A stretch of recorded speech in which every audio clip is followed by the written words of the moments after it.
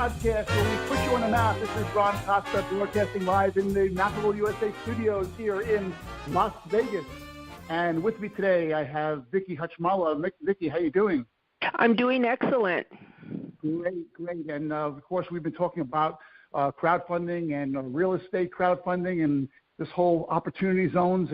And you know, Vicki, we're working real hard on this QOZ Marketplace website, right? And that's taking up a lot of your time these days. Oh yeah, it's a new trend. It's an excellent opportunity for people to get involved in, to support their community, as well as of course, the capital gains tax deferment.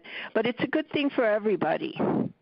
Yeah, no question. And most of the time right now, it's the hottest trend right now in real estate crowdfunding for the most part. But everybody talks about the properties, and opportunity zones are here. The question becomes that nobody is really talking about is how are these opportunities developed and selected to begin with?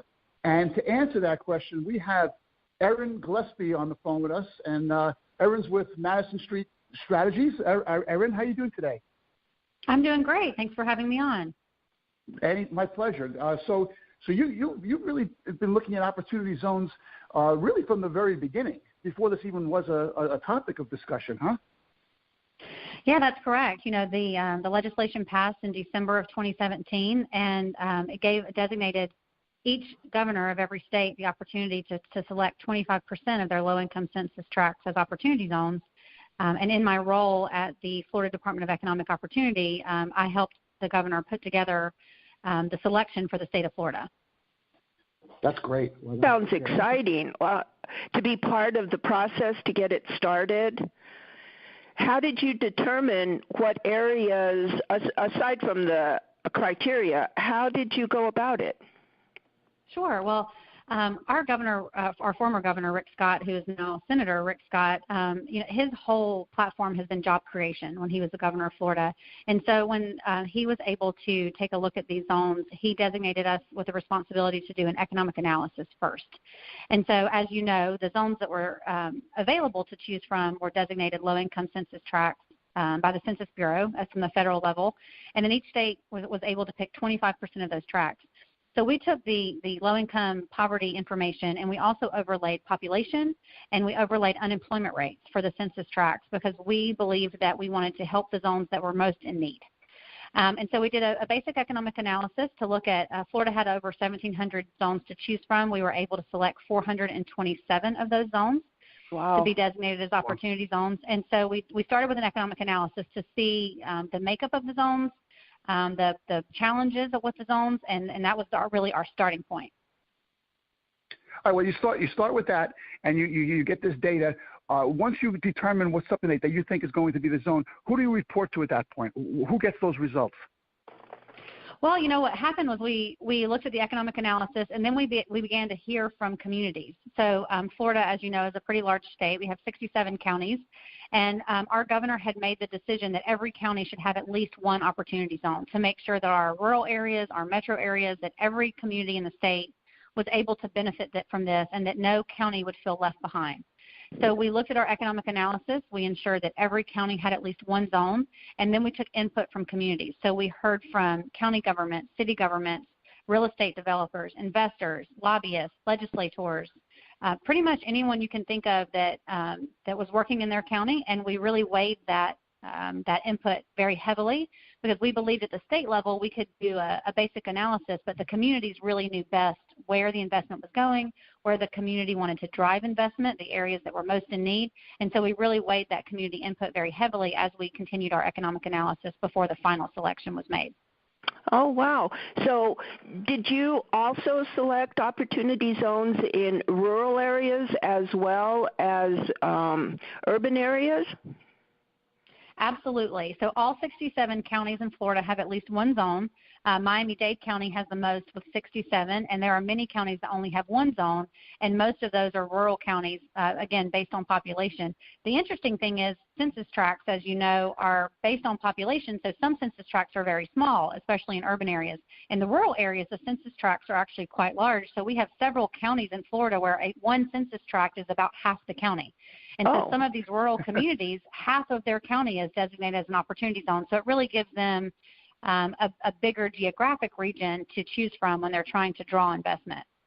I would say that the urban areas are moving forward a little more quickly because they are traditionally where investment goes. And so you see, as you guys know, the opportunity zone legislation allows for, a private sector investor to start moving very quickly without really any relationship with the local government or the state government.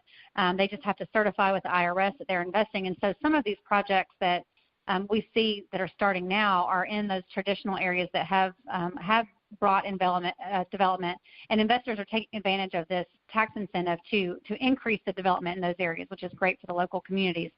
I think what you'll see as we move further into this year is some of the mid-sized cities in Florida and many of the rural communities really trying to put a plan together. Our company is really working with communities to encourage them to have a vision for their opportunity zones, to make sure that they have a plan for where they want to drive investment so they can connect with the investors who believe in that vision.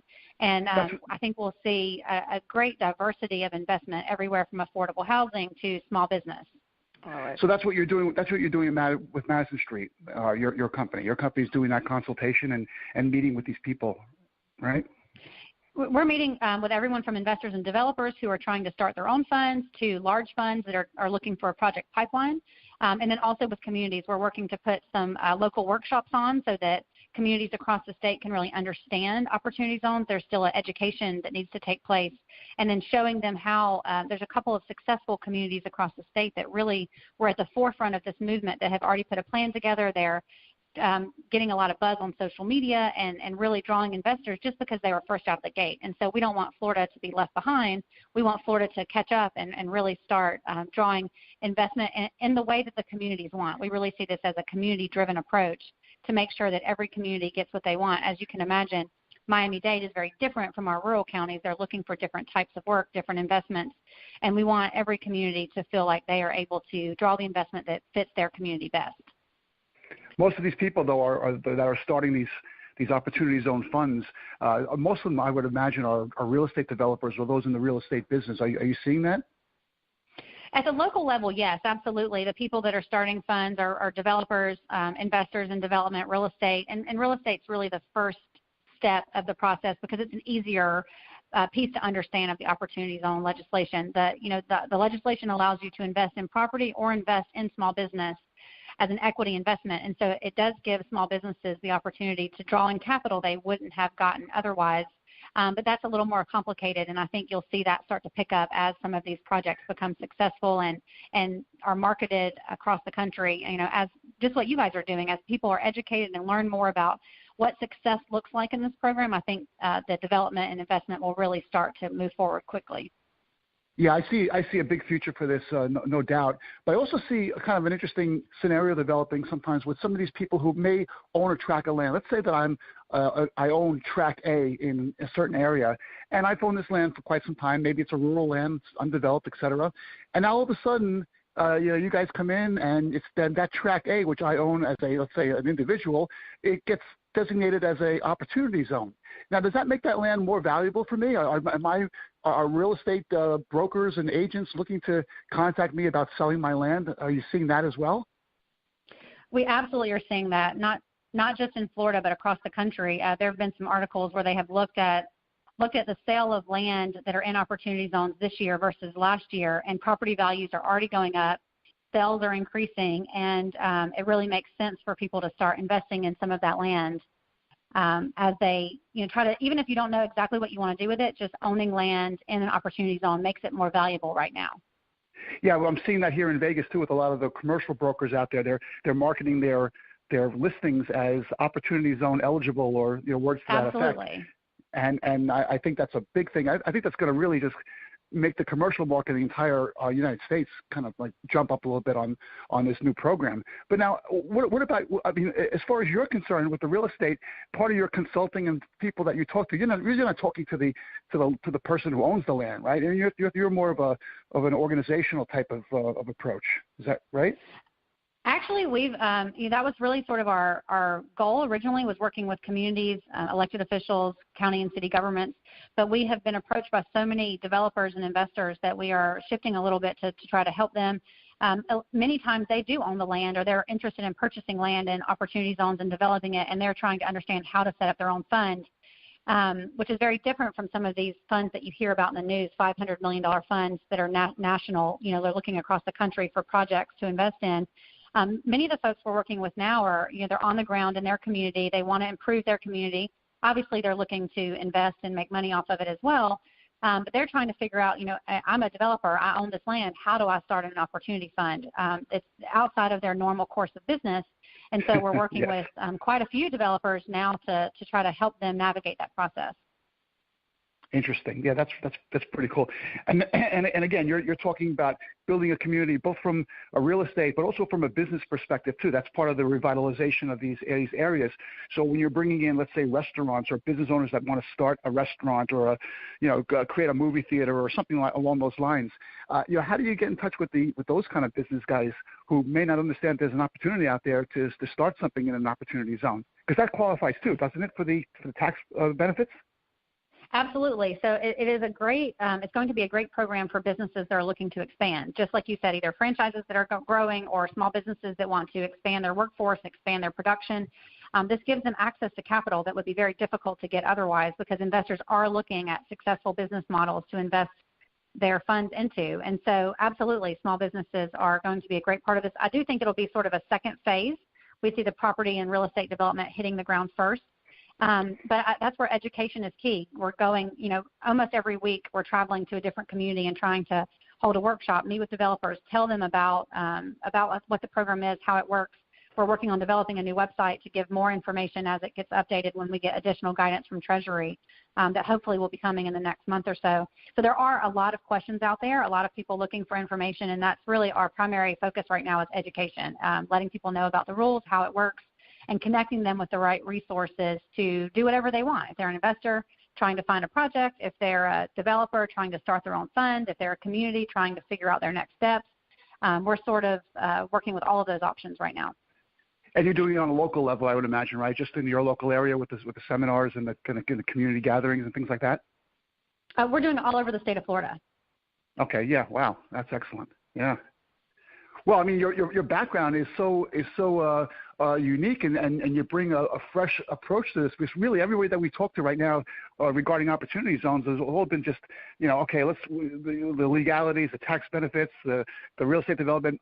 You're really the first person that we spoke to who really got into this from the real ground level, the actual making and the designation of the land. So that's one of the things I think is great for you, because you're looking at this from a totally different level that most people are, and that's really impressive. I'm really impressed with what you guys have done so far. Thank you. Yeah, we really believe in the community-driven approach, and over the course of my years with state government, I have been in almost every county around the state and been on the ground to look and see how we can help communities. That was really our focus at the agency I worked for. We were in charge of community workforce and economic development for the state, and our focus was how do we help our communities move forward, recognizing that they're all very different. Florida is a very unique state, as I'm sure y'all know, and making sure we're proactive and responsive to the needs of the communities on the ground. And as I transitioned out of state government, I really have that passion to continue doing that, and that's what our company is working on primarily, is whether we're working with the government or with the local developers and investors, we're trying to move those communities forward in the direction that they want to go in. And so it is really very fulfilling work for us to continue seeing economic development grow across the state that we love. Yeah, the problem with that, though, is that you work for the government, so anything that good happens, you get no credit for. Right? Well, we would get some credit. Yeah, exactly. But certainly, if bad things happen, you get that too. Yep. And another thing I want to talk to you about too, you mentioned before when in your last sentences, you talked about how the Treasury is trying to give more clarity as far as what these things can do and what the laws are. Right now, I think it's pretty much of a wild west type of thing. Really, people are just doing it. Do you think that this is going to be a program that at some point becomes regulated or certified or something to that effect? It doesn't seem like it right now. I think that the guidance that people are really clamoring for more guidance just to understand the tax benefits, how they would, invest and change their investment down the road. There are a lot of questions out there that I think Treasury will answer, but I don't see it becoming at a federal level as much of a bureaucratic program as some of the other investment programs. Now, states are doing things differently. There are some states that are incentivizing on top of the Opportunity Zone program. So, just if you take a state and they wanted to incentivize, they would say, okay, not only do you get a federal tax break, but maybe you get a state tax break as well. We know of some states that are giving a tax break to workers who move into their Opportunity Zones because they know if the businesses grow in those zones, they need a workforce to support that. And then local communities can do very similar things. They could provide incentives for people to invest in certain areas. One of the things we're working with many communities across the state is driving that investment in a certain area. So if you take a large county that has many zones, that county may have particular zones that they want to drive that investment to. So some of the things they could do in advance are rezone property. So if they wanted affordable housing, they could make that land affordable housing zoning so that they know that's what kind of investment will go there. They can streamline a permitting process. So one of the complications of the law is that there are very strict timeframes of when you have to deploy your capital and how you have to develop your property. And so you really need shovel-ready projects. You can't just start out with an idea. You wouldn't make the timeframes, and your investment would be more complicated. And so trying to encourage communities to have shovel-ready projects, make sure the infrastructure is in place, look at zoning and permitting. The other things a community can do to drive investment in a certain way can help a community really pick what kind of investment they want in each of their zones. It would appear that education seems to be more important at this point than regulations and rules about how to do things. But I believe that what's exciting about the opportunity zones is that it's kind of a backward approach where the communities get to decide what to invest in, where to invest, instead of developers coming in and saying, okay, I want to do this and this and this. It's actually the communities that get to determine it, which is very, very nice. Well, it'll go really from both angles. I mean, because it is a private sector-driven program between the developer and the IRS, there will be many investments where a community may not be involved. And we see some of those happening already because, as you can imagine, the private sector moves more quickly than the public sector. So developers and investors who want to get in and have projects right now are already moving forward. And there aren't any communities in Florida that are really ready with a plan or a vision, but they are working towards that goal. The communities can get a community-driven approach together if they choose to do so. And so we hear from communities that some of them that want to attract certain investment, and others like very large communities like Miami-Dade, where they are also concerned about gentrification and displacement of the current population living in these zones. They want to make sure and control that issue as well. Right. So they're just trying to get their arms around it. And so a community really can provide guidance and assistance to certain areas if they so choose. But there are going to be other communities where, the community may not get behind it, or they may just allow the investors to come in and invest where they are able to, make a good deal. And so I think the beauty of it is that you're able to do all of those things. Right. Do you think that gentrification will become a problem on this? It's certainly a topic of discussion at a national level. I think it's certainly for the major metro areas a concern, but there are definitely ways to combat it. And I think that one of the interesting things about Opportunity Zones is that the amount of affordable housing that will be done in these zones, that is really one of the biggest areas that we see return on investment to investors. Affordable housing has quite a few other lines of financing that you can use. And so I think Opportunity Zone funding will be one of a multi-layered financing deal for many affordable housing areas across the state. And because these zones are by default low-income areas with high poverty, affordable housing is necessary. And so I think it's an area where the community sees a need and investors will see an opportunity. So that may marry up very nicely. Yeah, I agree. We went to a conference about a couple months ago here in Vegas, and that was a big topic of the conference, and they pretty much said exactly what you said here, too. So I think it's going in the right direction. And also, you see these local governments, too. I think they're pretty much more likely to accept these changes, too, in terms of like rezoning or doing whatever it takes to make these things work. So I think that's another thing that people see this as a good program, something that's needed, and something that could work on a number of different levels, both for investors, developers, and of course the people in the communities.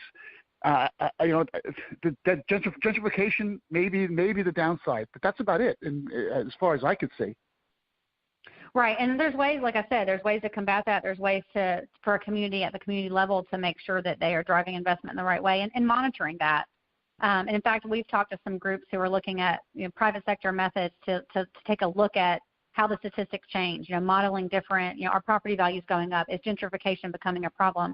So there are definitely some private sector models out there that will be helping communities look at this in real time and try to make sure that they're not pushing folks out of the community as they draw investment in. It's going to be a critical piece, especially for your more urban communities. Okay, I have one last question regarding the opportunity zones and their creation. What happened is done. We have all these census tracts. We have the data. They're all designated opportunity zones. Is there any chance that these zones can change or new ones could be added, or is just that's the way it is from now on? Well, so to change the zones, it would take an act of Congress. So it's not impossible.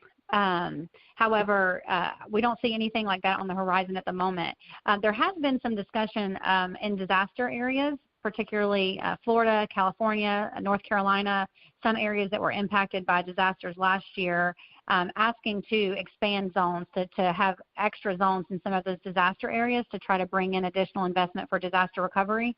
That's something that it wouldn't surprise me if some legislators tried to push forward. I don't know that you would get enough votes to make it happen. One of the key pieces of the legislation was to limit the number of tracts so that you could really see if investment in those very specific tracts made a difference. And as you dilute that by adding more tracts, it would be harder to tell how successful they were. But that's definitely a topic of conversation as far as disaster recovery goes. Other than that, I haven't heard any more conversation. And again, whatever, as people push legislation forward, it would take an act of Congress for them to decide to expand the tract. So not impossible, but unlikely in the near term. Your company is very active with the disaster recovery. Well, what are you guys doing with this, with that?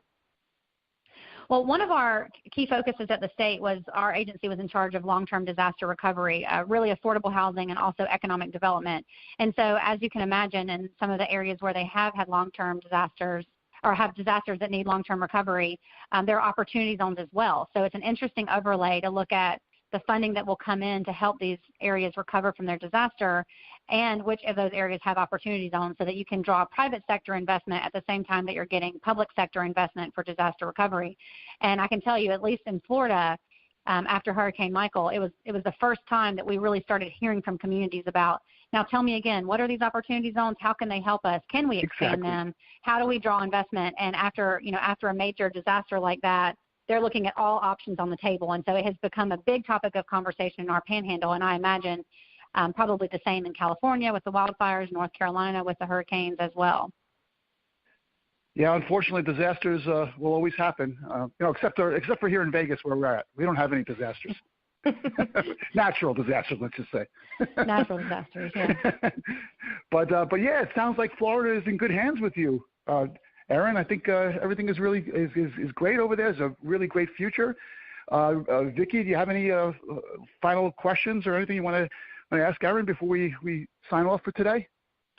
Well, I think we've answered and asked all of the questions that we can at this time. It was very interesting to get a different perspective from the person involved in all areas. That was very interesting, Erin. Yeah, absolutely. Well, thank you so much for having me. I really appreciate it and happy to chat with y'all again later if you have any more questions. Yeah, we'd love for you to be a friend of the show, no question. Erin, how do people get a hold of you in case they want to talk to you and want more information or want to talk about your company? What's the best way to get a hold of you? Email, website, what? Sure. Our company, Madison Street Strategies, and the website is www.madison-street.com. Oh, excellent. Very, very good. I'm going to link that to the show notes. So if you're listening to this on the archive, you should see a link to Erin's site. You can check that out and get more information on that. And we really appreciate your time today, Erin. Like I said, like Vicki said, it's a really fresh perspective on the opportunity zones, and I think we're going to have a lot more great information to bring to people on this topic. So, well, thank you guys so much. You're welcome, anytime. So everyone out there, you're listening to the Mappable USA podcast. We're at mappableusa.com. You can go to that website, scroll down. You'll see all our syndication sources. Pick the one you like and follow us so you don't miss any of the episodes like we brought to you today. And if you want to be a guest today, like Erin was, there's a place on the website. You can click on that, fill out the guest form, and we'll see about getting you on. So we love bringing this to you. Thanks a lot for listening, and we'll be at you again next time for another Mappable USA podcast where we put you on a map. Take care, everyone. Have a great week.